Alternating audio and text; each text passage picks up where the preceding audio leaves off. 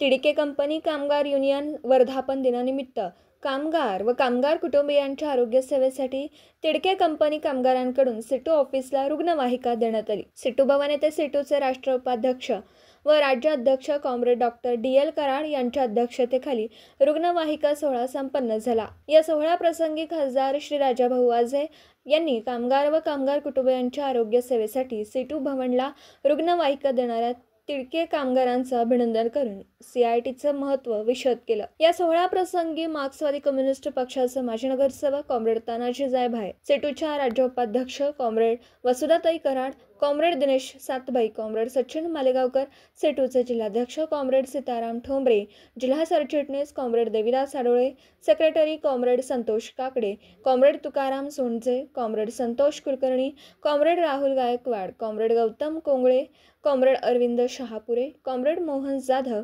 उपस्थित तिडके कंपनीतील कामगार वर्ग।